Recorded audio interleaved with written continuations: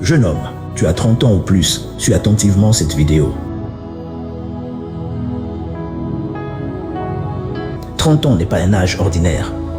C'est une étape symbolique dans la vie d'un homme marquée par la maturité, la responsabilité et l'affirmation de soi.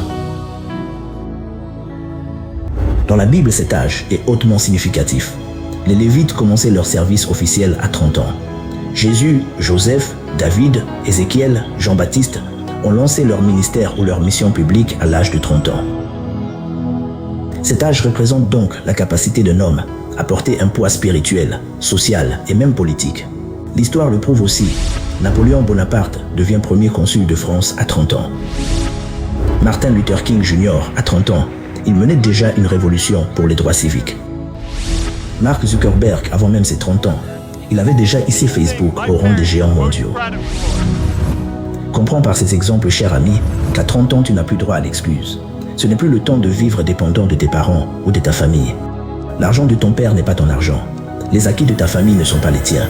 C'est à toi de te battre pour ton nom, ton avenir et celui de tes enfants.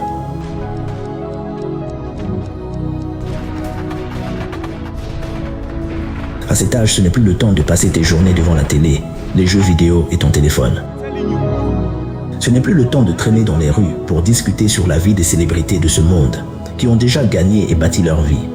Ce n'est plus le temps de t'aventurer avec les filles ou le temps de les aborder sans aucun projet d'avenir. Hi. Hi, I'm Dominic. Oh, Maureen. Nice to meet you, Maureen. Same here. Dominic, what do you do? Mon ami, crois-moi, à cet âge, toute femme sérieuse que tu aborderas te demandera « Que fais-tu dans la vie ?» Ce n'est pas du matérialisme, mais de la prudence. Aucun père responsable n'acceptera de donner sa fille à un homme instable et inconscient.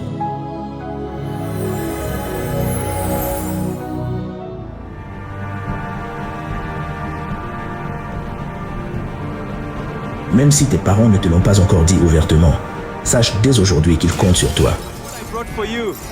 Ta famille a les yeux fixés sur toi. Ton entourage observe ce que tu fais de ta vie. C'est le temps de l'affirmation et de la construction. Tu dois savoir qui tu es et où tu vas. Apprends à affronter des responsabilités sans fuir. Impose-toi dans la société par tes valeurs, ta discipline et tes résultats en bâtissant une réputation d'homme de confiance et de vision. Mets Dieu au centre de tes projets et de ton avenir. Tu réussiras. À 30 ans, un vrai homme doit pouvoir déclarer sans trembler « Je sais qui je suis, je sais où je vais et j'assume mes responsabilités. » C'est maintenant ton temps, mon frère. Si tu as gagné quelque chose en écoutant ce message d'éveil, alors passe à l'action. Cesse de te plaindre pour ce que tu n'as pas encore obtenu et commence à travailler pour ce que tu veux devenir. Ne reste pas prisonnier de tes erreurs du passé. Elles doivent te servir de leçon et non de prison. Vois grand, pense grand et agis grand. Personne ne construira ton avenir à ta place. Personne ne se lèvera chaque matin pour poursuivre tes rêves à ta place. Le monde ne récompense pas les intentions, il récompense les actions. Lève-toi, forme-toi, travaille, épargne, entreprends, prie et persévère. Dieu t'a donné la vie, mais c'est à toi de donner une direction à cette vie. Refuse la médiocrité, refuse l'immobilisme, refuse de gaspiller les meilleures années de ton existence. Le futur que tu désires commence par les décisions que tu prends aujourd'hui.